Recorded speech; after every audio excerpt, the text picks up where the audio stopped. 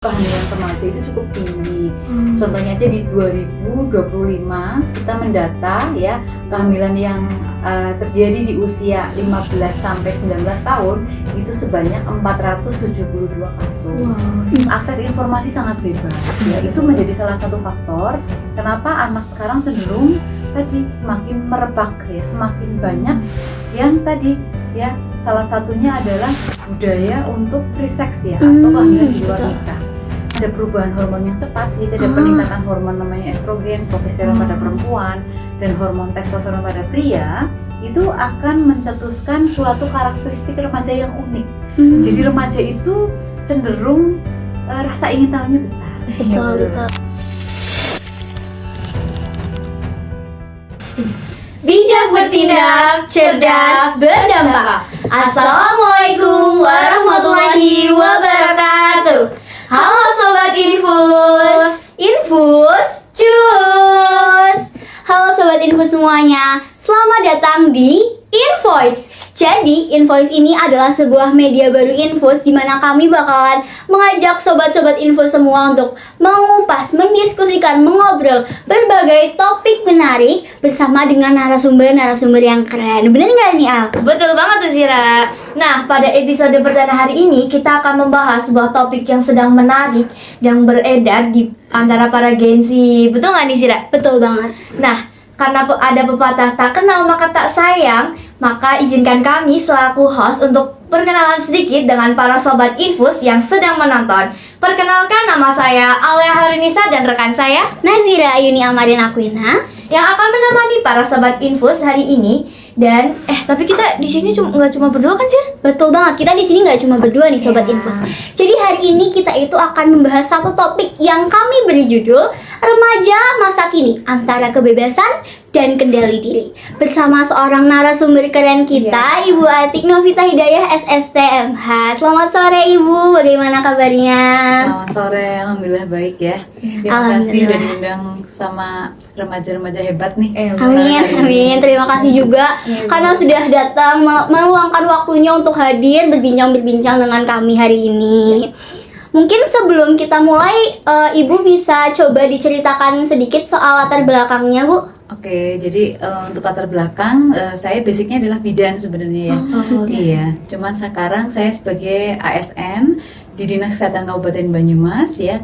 Kebetulan 20 tahun ini saya bergelut dengan dunia kesehatan ibu dan anak ya, termasuk di dalamnya adalah terkait dengan remaja. Jadi karena remaja bagian dari anak ya, jadi kategori anak adalah sampai usia 18 tahun termasuk di situ adalah remaja, sehingga alhamdulillah selama 20 tahun ini kami cukup bersinggungan dengan program remaja yang hari ini kita mau kupas tuntas ya. Betul. Baik, terima kasih banyak Ibu. Kalau begitu, untuk mengawali diskusi kita pada hari ini, sebenarnya saya sempat menemukan tren unik nih Bu, yang dimana menurut data BKKBN beberapa tahun ke belakang, angka pernikahan dini mengalami penurunan. Akan tetapi, angka hubungan seksual di luar pernikahan justru mengalami peningkatan secara signifikan berdasarkan data yang beredar. Nah, dari pengalaman Ibu sendiri, apakah Ibu pernah menemui remaja yang mengalami kejadian tersebut? Oke, jadi kebetulan kalau di bidang kami itu memang sebenarnya fokusnya adalah bagaimana kami melayani kesehatan ya bagi kesehatan ibu dan anak. Jadi fokusnya biasanya yang langsung bersinggungan adalah remaja-remaja yang hamil gitu. Tapi kan kehamilan itu adalah bagian dari akibat ya. Akibat yang disebabkan oleh proses yang tadi ada hubungan seksual di luar nikah, kemudian hubungan seksual yang tidak aman, yang seharusnya memang tidak boleh gitu ya. Jadi kalau datanya mungkin dari BKKBN itu mungkin lebih general ya, dia nasional. Tapi kalau bisa kami laporkan di Banyumas itu untuk kehamilan remaja itu cukup tinggi. Contohnya aja di 2025 kita mendata ya kehamilan yang terjadi di usia 15 sampai 19 tahun itu sebanyak 472 kasus. Iya, ini karena kita ngomong di lingkup Banyumas ya, jadi saya berikan data faktual. Kemudian dari Januari sampai dengan Maret ya, baru 3 bulan nih, kita sudah dapat data kehamilan remaja itu di 127 kasus. Wow, gitu. Ini yang hamil, ya, ini yang hamil. Jadi kemungkinan karena kebetulan kami belum bisa mendata berapa orang ya remaja yang melakukan hubungan seksual di luar nikah. Ini adalah suatu indikator yang cukup sulit ya. Betul, Karena betul. biasanya kan ditutupin ya. Iya, betul. Nah, kemungkinan kalau yang hamil 127 orang barangkali ya, kemungkinan yang melakukan hubungan seksual di luar nikah itu bisa lebih banyak dari Iya, betul. yang hamil. Kan begitu ya? Iya, betul. Betul. Ya, jadi ini adalah suatu keprihatinan kita juga. Jadi dari tahun ke tahun untuk kehamilan remaja ini masih menjadi PR ya. Jadi isu prioritas atau masalah kesehatan yang memang harus kita berikan perhatian khusus ya. Jadi karena kita di Banyumas, saya bicara lokal Banyumas. Ternyata di kabupaten kita yang mungkin ya luas sih, tetapi mungkin tidak seluas kabupaten yang kayak Brebes gitu. Ternyata Betul, itu betul. juga banyak ya. Kejadiannya tuh banyak seperti itu ya. Ratusan. Iya. Terus kalau misalnya boleh saya tanya, Ibu pernah ibaratnya berhadapan langsung nggak kira-kira sama yang misalnya pasien yang hamil di usia dini itu pernah atau Bukan bagaimana? pernah lagi ya. Sering- Kami selalu ya, Bu? hampir selalu mendapatkan laporan ya, dan kalau untuk kasus-kasus yang memang perlu ditindaklanjuti sampai level kabupaten ya, kita akan turun juga. Tapi walaupun tidak berhadapan langsung, tetapi koordinasi dari puskesmas ya, itu akan langsung dilaporkan ke kami ya. Dan untuk kasus-kasus yang kekerasan terhadap anak secara seksual itu juga banyak ya. Jadi tidak hanya hubungan seksual di luar nikah itu adalah kategori yang suka sama suka gitu Betul, ya, betul, atau betul. pacaran atau HTS-an gitu ya. Ternyata fenomenanya bahwa kekerasan terhadap anak yang aspeknya adalah seksual itu juga banyak gitu ya. Angkanya juga lumayan di Banyumas, sehingga di sini kita juga menangani ini ya, bekerjasama dengan Perlindungan Perempuan dan Anak ya, PPT namanya ya. Jadi kita lintas sektor untuk penanganan ini seperti itu ya. Cukup kompleks ini memang masalahnya.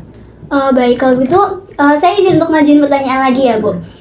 Sekiranya dari pengalaman Ibu sudah 20 tahun ya, Bu. Iya. Kira-kira menurut Ibu sendiri apakah ada faktor tertentu yang mendorong perilaku remaja-remaja yang yaitu tadi mengalami kehamilan di usia yang masih sangat dini? Oke. Kira-kira apakah terasa atau mungkin sudah banyak menemukan faktor-faktor yang mendorong ini? Iya, faktor-faktor mendorong saya kira cukup banyak ya, dengan adanya keterbukaan era informasi ya, ini sangat terbuka ya. betul. Akses informasi sangat bebas ya, itu menjadi salah satu faktor kenapa anak sekarang cenderung tadi semakin merebak ya, semakin banyak yang tadi ya, salah satunya adalah budaya untuk free sex ya, atau kehamilan di luar betul. nikah.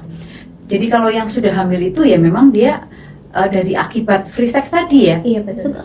dengan pola mungkin pacaran yang tidak sehat ya, kemudian ada suatu pola tadi. Jadi di remaja sendiri itu saya mau cerita dulu. Remaja sendiri itu karakteristiknya adalah karena ada perubahan hormon yang cepat ya, jadi ada peningkatan hormon namanya estrogen, progesteron pada perempuan dan hormon testosteron pada pria, itu akan mencetuskan suatu karakteristik remaja yang unik. Jadi remaja itu cenderung rasa ingin tahunya besar. Betul, betul. Betul nggak? Betul. Betul banget, Terus Bu. kemudian agresif ya, jadi meluap-luap. Kalau senang itu berlebihan ya, kalau sedih juga Iya. berlebihan. Makanya juga jangan heran kalau remaja itu sangat mudah bahagia tapi sangat mudah depresi. Sampai mungkin ada yang memutuskan bunuh diri juga ada ya. Iya, Ada, Bu, sudah ya. banyak. Jadi itu sebenarnya adalah gejolak yang kalau dalam Islam namanya sunatullah ya. Gejolak atau kodrat seorang remaja itu seperti itu ya. Dia kepengen tahu, kepengen mencoba, dan satu lagi karakteristiknya, dia tidak berpikir panjang. Oh iya, Ya. benar. Jadi tumpuannya ya, atau titik beratnya, dia ingin merasakan suatu apa? Kesenangan singkat. Iya, betul. Ya, jadi lebih cenderung ke tadi pleasure ya, ke kesenangan. Dia kepengen yang senang gitu loh ya, nggak mau susah gitu ya. Apalagi mungkin sekarang ada fenomena Gen Z yang karakteristiknya akan berbeda dengan waktu saya dulu sekolah. Saya kan milenial ya, gitu ya. Karena di Gen Z itu jadi informasi sangat terbuka. Satu, tadi informasi. Yang kedua, ya, jadi pola dukungan atau hubungan dengan orang tua di dalam keluarga ini menjadi pencetus juga yang utama ini. Jadi tidak ada keterbukaan, tidak ada apa namanya ya, kedekatan iya, ya, sharing dengan orang tua, sehingga tadi ya dia akan mencari jati dirinya sendiri tanpa arahan ya, tanpa ada warning ya, tanpa ada tadi bimbingan mungkin tadi di keluarga, bimbingan keimanan itu ya. Jadi kalau kenapa remaja ini hamil semakin banyak, ya memang balik lagi adalah pondasi keimanan, dan pondasi keimanan itu tidak bisa serta-merta kita bebankan ke sekolah. Betul, Karena di betul. sekolah kan biasanya berapa jam? Mungkin sekitar 8, Iya, 7 sampai 8 jam. Padahal kita punya 24 jam ya. Iya, betul. Selain itu, Di rumah. iya seharusnya, Iya, seharusnya di seharusnya. rumah. Tapi ketika dia di rumah tidak bisa apa namanya tadi mendapatkan ya sisi afeksi, percaya sama orang tuanya, dia merasa bebas untuk bisa mengekspresikan ya. Itu juga menjadi salah satu pencetus. Dia akan mencari kesenangan lain di luar itu ya. Sehingga memang kalau karena anak saya juga remaja ya, anak saya saat ini usia 16 tahun ya, jadi remaja ya. Kita nggak bisa memperlakukan teenager itu, apalagi anak sekarang itu dengan pendidikan yang represif, yang diktator ya. Kamu harus belajar, kamu harus nggak bisa. Jadi ini juga koreksi untuk keluarga ya, bahwa anak-anak kita itu harus kita peluk gitu ya. Betul. Kalau teenager itu ya kita udah kayak sahabat kita gitu ya. Tidak berarti kamu tidak boleh merokok. Kenapa tidak boleh merokok ya? Iya, Kamu tidak boleh pacaran. Kenapa tidak boleh ya? Iya, Itu betul. harus ada alasan rasional yang harus didiskusikan itu. Jadi kenapa dia bandel? Kenapa dia mencari tempat lain? Karena dia tidak mendapatkan di rumah. Ya. Betul. Kita pernah dengar ya, rumah adalah tadi ya seharusnya tempat tujuan yang paling kita membuat kita nyaman dan kita kepengen pulang kan. Iya, Betul. Tapi kenapa dia nggak betah di rumah? Ini jadi tadi selain gadget ya, akses informasi terbatas 24 jam ya, Iya. bisa mengakses, dan bahkan untuk situs-situs yang mungkin dewasa sangat mudah diakses ya.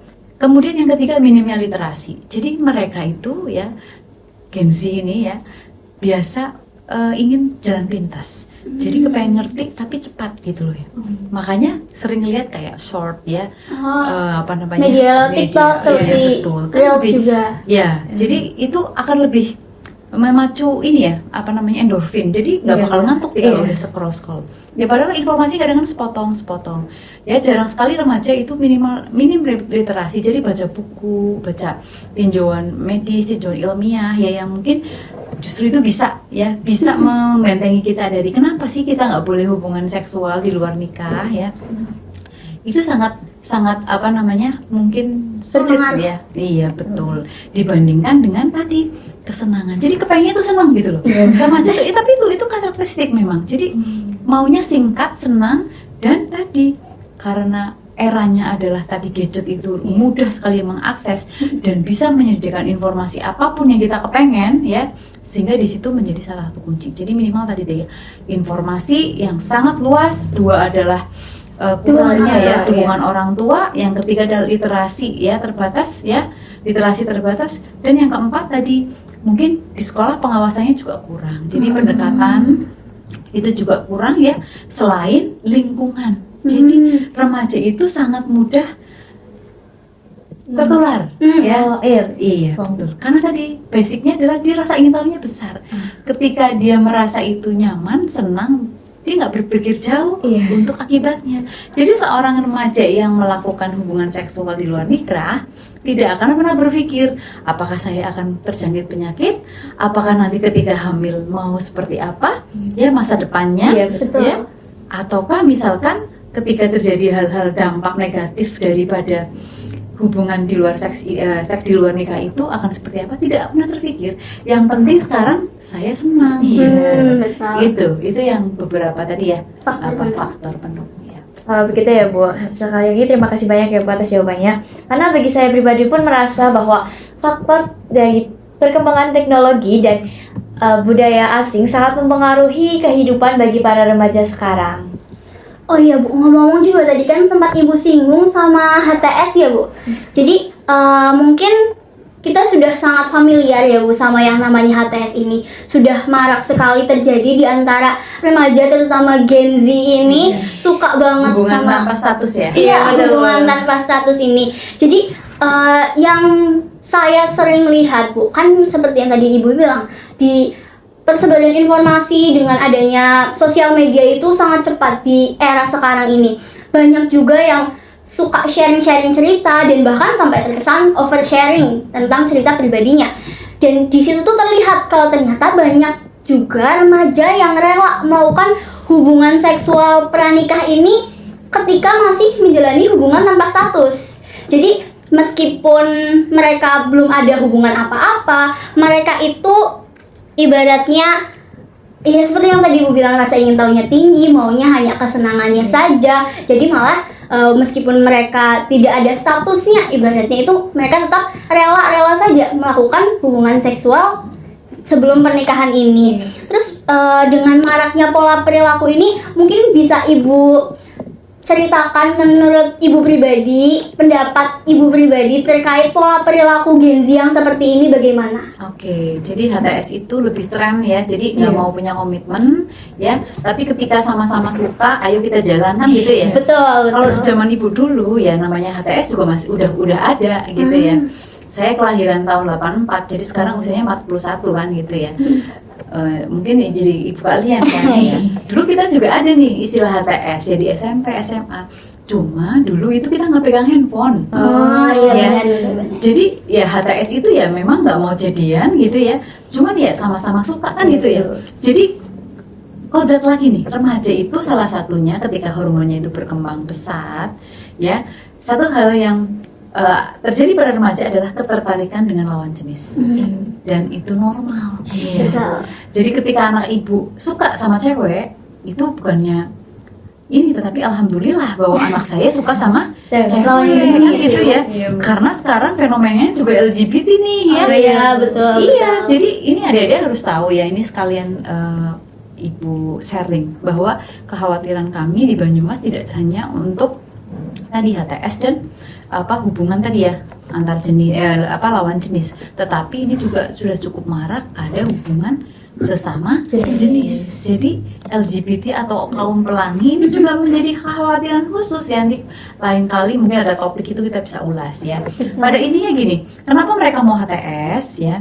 Satu, ya mereka nggak mau berkomitmen kan gitu, karena menganggap komitmen itu akan menimbulkan hak dan kewajiban. Betul. Sehingga membebani. Lah balik lagi, remaja itu maunya apa? Senang. Tapi kesenangan yang didapat secara singkat kan gitu ya. Iya, benar. No komitmen, tapi ketika kita mau jalan, ayo ya kita ada teman, ada. Dan satu lagi, remaja itu di fase itu dia sebenarnya adalah suatu rasa kesepian.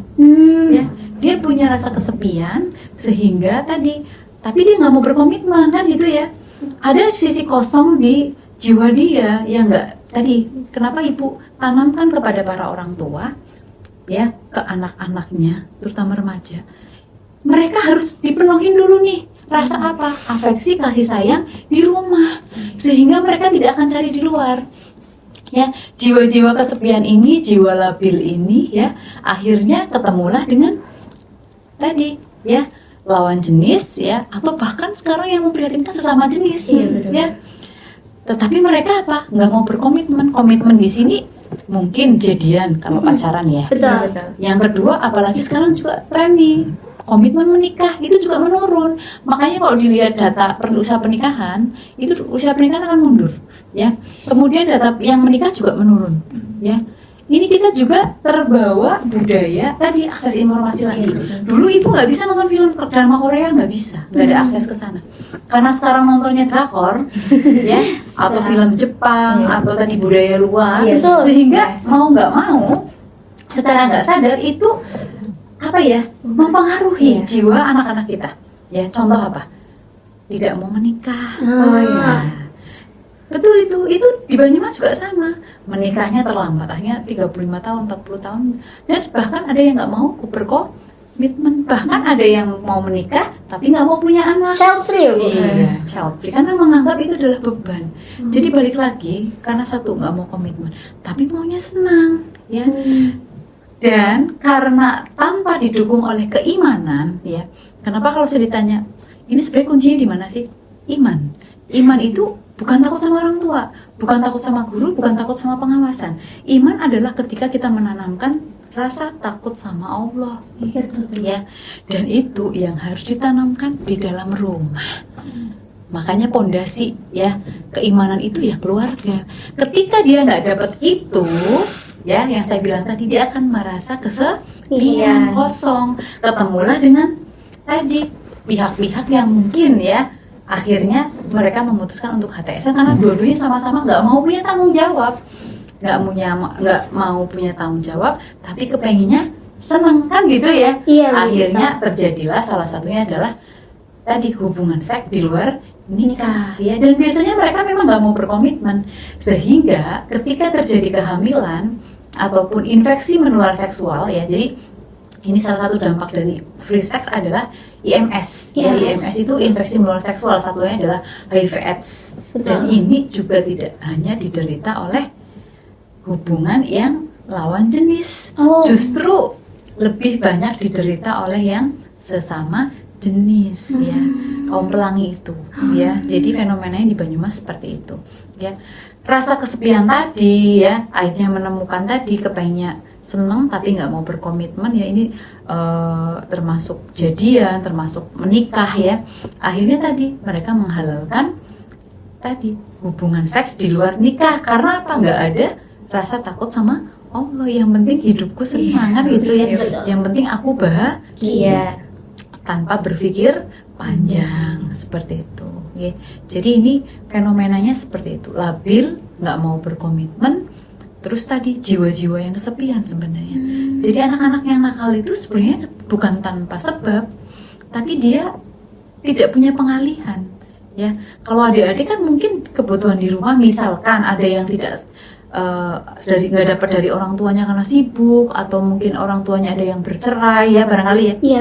Tapi punya penyaluran yang positif, contoh di kegiatan Palang Merah Indonesia ini ya, PMR apa sih nih? Palang Merah Remaja. Ya PMR ya, Ibu juga dulu PMR ya. Itu paling tidak akan menjadi suatu pengalihan yang positif lah. Pada kelompok ini pengalihannya tidak positif, mereka memilih ya tadi ya Kesenangan yang negatif, yang penting aku seneng ya.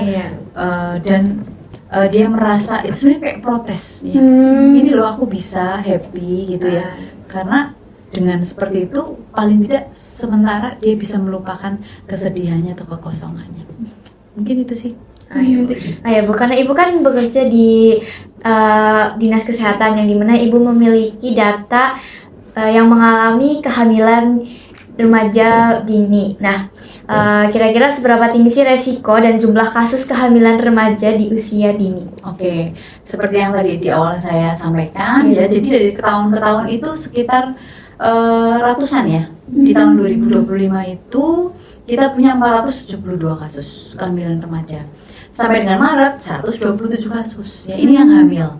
Dan kenapa kehamilan remaja ini adalah suatu hal yang perlu kita perhatikan secara serius ya, karena seorang perempuan yang hamil sebelum 20 tahun, apalagi ini semakin muda loh trennya. Iya betul Ya. Kadang sampai ada yang belasan tahun juga.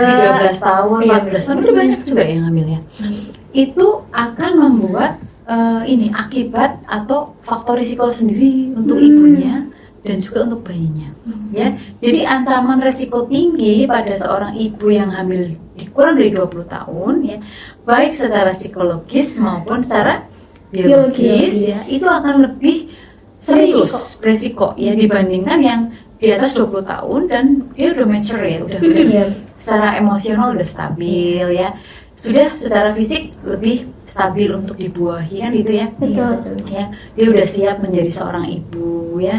Tetapi kalau di bawah 20 tahun karena sifatnya remaja kan kepengennya apa? Senang.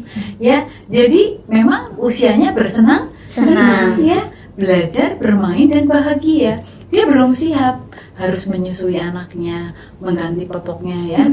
Dia harus dulang anaknya mungkin kalau udah di fase makan. Terus yang suami ya, suami juga yang remaja ya, yang nanti akhirnya jadi suami misalkan, dia harus mencari nafkah ya. Betul. Padahal dia masih eranya main kan gitu, TikTok kan gitu ya. Betul. Iya, nongkrong kadang-kadang ya, nonton bareng, itu fasenya mereka. Ya.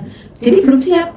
Secara psikologis nggak siap, secara anatomis atau Biologis. juga nggak siap, ya. Sehingga bayi-bayi yang dilahirkan dari ibu yang di bawah 20 tahun tadi itu berisiko lebih tinggi menderita stunting. Gitu. Pernah dengar stunting ya? Pernah dengar, Bu. Iya. Jadi kalau dilihat dari tinggi badannya, dia lebih pendek dibandingkan anak seumuran dia, ya. Karena apa? Ibu-ibu yang di bawah 20 tahun tadi dengan faktor risiko tadi bisa jadi memungkinkan itu lebih besar bisa melahirkan anak-anak yang kecil. Jadi bayinya itu kecil di bawah 2.500 gram. Harusnya kan 2,5 kilo tuh. Iya, iya. Dia di bawah itu, bayi-bayi kecil. Bayi-bayi kecil tadi kemungkinan ada dua. Kalau hidup dia resiko stunting, ya hidup, tapi dia jadi stunting, ya cebol, ya. Kalau meninggal dia masuk angka kematian bayi kan gitu ya. Oh iya betul. Ibunya juga bisa meninggal ini kalau dia memang punya faktor risiko yang serius. Ada satu kasus di Kabupaten Banyumas ya, kelas 1 SMA ya, dia masih sekolah, tiba-tiba kejang di rumah. Ya, ternyata si anak ini hamil di luar nikah. Dia sudah 33 minggu atau 8 bulan. Sudah 8 Ibunya bulan? nggak tahu, iya. Dia menderita namanya eklamsia. Jadi eklamsia adalah kejang akibat tensi tinggi pada kehamilan, ya. Dan itu dialami salah satunya oleh yang hamil remaja, ya, kurang dari 20 tahun. Itu salah satu faktor resiko. Jadi ibunya tidak pernah berpikir kalau dia pakai seragam itu ternyata longgar, ya, tidurnya mengkurap terus. Ternyata dia hamil loh. Tiba-tiba kejang dibawa ke klinik, ternyata di klinik ketahuan hamil. Ibunya pingsan itu karena nggak tahu.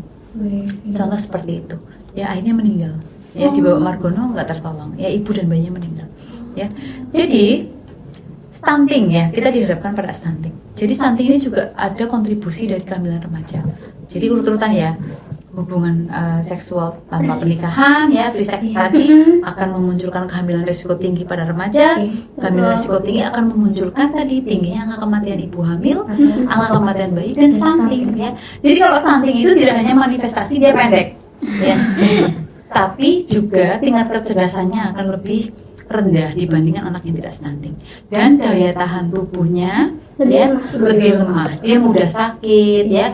Kalau dia dewasa karena dia nggak tinggi, dia mudah obesitas, ya. Kalau mudah obesitas, ancaman penyakit-penyakit degeneratif seperti diabetes, ya, gula, ya, atau hipertensi, ya, atau jantung itu akan lebih tinggi. Jadi nggak produktif belas gitu loh.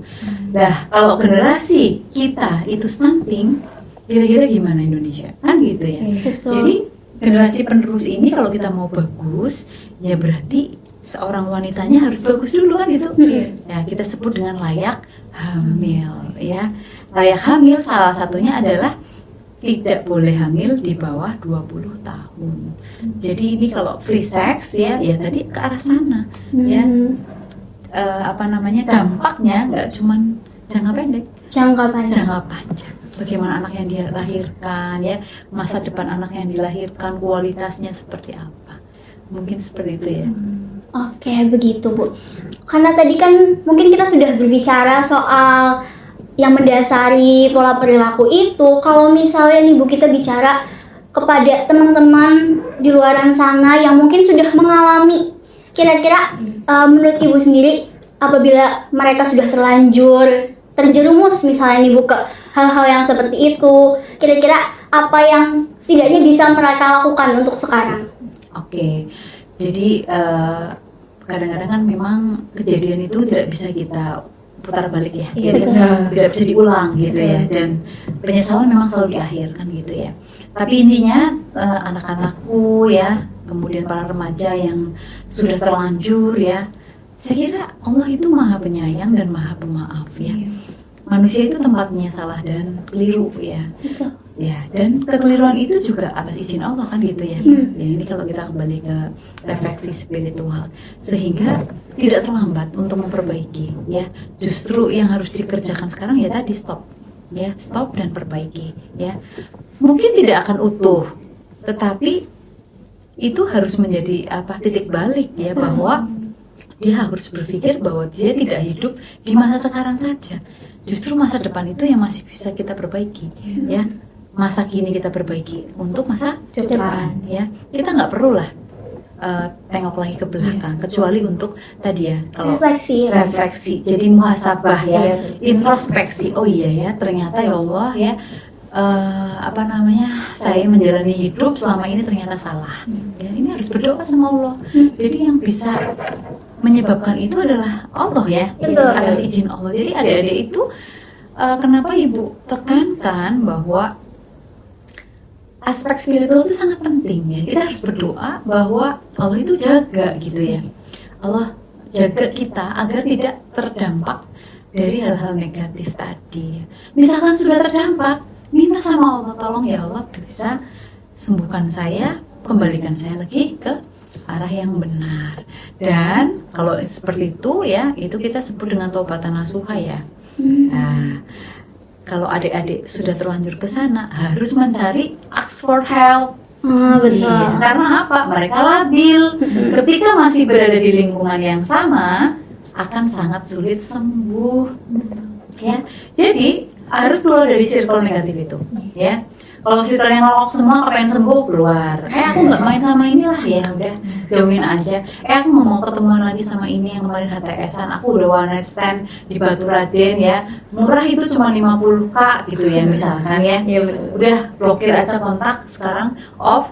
Kemudian apa? Ask for help-nya ya. Tadi orang tua, kita punya orang tua ya. Dan ini juga harus dua arah ya. Anak itu open ya. Iya. Orang tua juga mau open ya. Jadi dua-duanya harus tadi saling merangkul ya. Ketika kita sudah dapat trust ya. Jadi ibu ketika udah dapat trust dari anak, dari seorang remaja, maka dia akan otomatis akan ini ya, istilahnya nggak perlu disuruh belajar ya. Betul. Betul Iya. ya. Dia udah punya Iya, motivasi iya. sendiri ya. Kesadaran sendiri ya, Bu. Betul. Jadi nak, kenapa kamu pengen belajar ini biar tembus di luar negeri? Itu nggak pernah ibu suruh ya. Tapi ketika dia sudah ada tadi motivasi yang bagus tadi, dia akan jalan sendiri. Tinggal nanti kita doakan kan gitu. Betul. Jadi satu, hubungan dengan orang tua perbaiki dulu. Ya, kamu pulang, ya, kamu rasakan hangatnya keluarga, ya. Rasakan hangatnya dengan ibu, ngobrol dengan ibu terbuka dulu deh, open dulu, ya. Dan berikan kepercayaan kepada orang tua. Itu juga sama, orang tua harus berikan kepercayaan kepada anak. Itu yang kedua, ask for help ke siapa?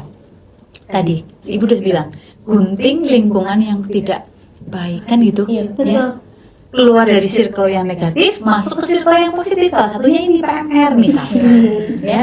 Atau tadi kita namanya punya konselor sebaya. Oh iya, betul. Mungkin di PMR mungkin ada yang kita latih ya, mungkin di puskesmas. Sebenarnya mungkin beda organisasi lagi Bu. Kalau misalnya yang lebih terstruktur ke konselor sebayanya ada ya. Oke, organisasi. itu contoh ya. Jadi di divisi PMR mungkin bisa nih. Jadi Bisa. salah satunya yang mungkin namanya bukan konselor sebaya, tapi dia bisa fungsinya seperti konselor betul. sebaya. Kayak kenapa sih kok aku suka sama dia ya misalkan, padahal dia cowok ya, aku cowok gitu ya. Boleh loh itu sharing. Karena apa? Seringkali perilaku negatif atau menyimpang tadi akibat dipendam, dia minim literasi, dan dia hanya mengikuti Isi hatinya saja. nafsunya saja, nafsunya saja. ya, sehingga logiknya, pikirannya tidak bisa tadi jernih, sehingga dia memutuskan karena ya remaja apa ya, pleasure, maunya seneng kan gitu ya. Betul. Jadi kita harus membedakan happiness ya sama pleasure. Happiness itu lebih nyata dibandingkan hanya kesenangan. Pleasure itu contoh, kita minum kopi gula aren, enak ya. Enak. Tapi habis itu kira-kira masalahnya selesai nggak? Enggak sih. Ya, pusing lagi nih, kopinya habis, duitnya habis juga, itu Betul, pleasure ya. betul. Itu remaja maunya yang enak itu. Happiness itu adalah ketenangan jiwa. Dan happiness itu dibentuk dari apa? Salah satunya tadi jiwa-jiwa yang tenang, yang diberikan hadiah sama Allah itu bagi ini karena kalau Muslim ya itu yang sholatnya bagus ya, dia dekat sama Allah, dekat dengan orang tua, di dalam keluarganya hangat ya, dipenuhi kebutuhan afeksi atau kasih sayangnya ya. Itu akan merasakan namanya happiness. Jadi happiness itu tidak harus minum hangout dan minum kopi, Iya, tapi dimanapun dia akan merasa bersemangat gitu loh, merasa senang. Nah itu yang harus kita kejar dibandingkan hanya apa tadi pleasure tuh kesenangannya sesaat ya, ngopi terus apa ngerokok misalkan ya, Betul, juga bisa. termasuk tadi HTS-an terus check in itu pleasure Karena habis itu Resikonya banyak. betul resiko Dampaknya banyak. Terus kira-kira kesenangannya selesai nggak? Cuma saat itu ya. Saat itu kan, ya itu jadi yang seperti ini yang harus kita mindsetnya kita rubah, karena remaja itu sebenarnya sudah bisa berpikir mana yang baik mana yang buruk ya, kecuali anak-anak belum bisa loh. Iya. Kalau remaja itu sudah bisa ya, walaupun tidak sesignifikan orang dewasa, tapi sebenarnya dia udah bisa membedakan ya. Pacaranku itu sehat gak sih kalau cowokku pegang-pegang payudara misalnya ya, karena sebenarnya ya kuncinya adalah ini love yourself. Love yourself-nya caranya apa? Dengan menghargai dan menghormati diri sendiri ya. Jadi ini adalah remaja yang bahagia adalah kalau dia bisa mencintai dirinya sendiri dengan cara apa? Tadi dia menjaga kehormatan diri, menjaga pergaulan dari pergaulan yang negatif ya, selalu menjunjung tinggi tadi ya nasihat-nasihat orang tua ya, kemudian berpikir masa depan, berpacu dalam prestasi. Jadi senang kalau belajar, kalau ya seperti itu. Terus kemudian kolaboratif dalam organisasi-organisasi yang bermanfaat seperti ini. Itu kalau remaja sehat ya, seperti itu. Dan sebaliknya, kalau yang nggak sehat ya, itu dia biasanya milih ke Hal-hal hal yang negatif. Circle-nya berarti yang merokok. Nanti coba kalau rokok sudah terus ke vape ya. Sekarang bisa dilihat nggak anak-anak yang nge-vape itu ya, remaja atau mungkin orang yang nge-vape tidak hanya cowok. Betul. Perempuan berjilbab ya, gantungannya apa? Vape ya.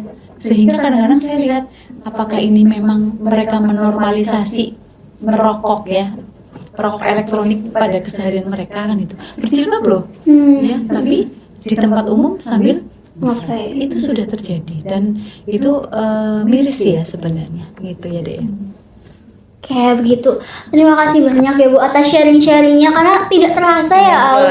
Kita sudah berdiskusinya lumayan lama. Kami banyak banget dapet hal-hal yang insight-insight baru, hal-hal bermanfaat. Apalagi di sini ya bisa dibilang Ibu kan ahlinya yang lebih jauh mendalami permasalahan ini. Jadi mungkin sebelum kita akhiri, mungkin Ibu bisa sampaikan pesan sedikit untuk sobat-sobat Infus atau teman-teman yang sedang menonton terkait dengan topik yang kita habis bicarakan ini. Oke, ini mungkin pesan ya, pesan kunci sebenarnya tadi saya ulang lagi. Jadi sebenarnya halo para remaja ya, pada intinya bahwa kita tidak hanya hidup pada masa sekarang ya. Justru masa sekarang ini adalah suatu momen perjuangan untuk bisa meraih masa depan yang baik ya. Para remaja, anak-anakku ya, mulai cintai diri sendiri tadi ya. Love yourself ya, karena apa ya? Diri ini adalah yang nanti akan menjadi jiwa, akan menjadi penopang ya ketika nanti kamu akan jadi orang yang dewasa ya. Bagaimana cara untuk mencintai diri sendiri? Salah satunya adalah kalian menjaga kehormatan diri ya, kemudian menjaga kesehatan ya, baik mental maupun fisik, serta menghindari hal-hal yang memang akan membawa dampak negatif ya. Kesenangan memang tujuan manusia ya, dan semua orang butuh senang. Tetapi anak-anakku, bahwa kesenangan yang sesaat, apalagi yang negatif itu akan membuat penyesalan yang panjang di masa yang akan datang. Sehingga cintai diri sendiri ya mulai sekarang ya. Ayo, love yourself dengan cara apa? Sehat secara mental, spiritual, dan juga secara fisik. Terima kasih Bu. Kebetulan kami juga hari ini itu punya slogan yang mungkin cocok sekali ya Bu. Jadi slogannya itu bijak bertindak, cerdas berdampak. Jadi mungkin setelah ini kita bisa slogan bareng-bareng ya Bu. Ini ada gerakannya juga, saya izin mau ngajarin boleh? Jadi untuk bijak bertindak itu seperti bijak bertindak, cerdas berdampak. Terus misalnya nanti kami bilang infus itu jawabannya choose, karena Infus itu sebenarnya nama organisasi kami Bu. Bijak bertindak, cerdas berdampak. Terus Infus choose, cerdas berdampak, seperti itu. Infus choose. Oke. Bareng-bareng bisa Bu. Oke. Bisa dimulai? Invoice, bijak bertindak, cerdas berdampak. Infus choose.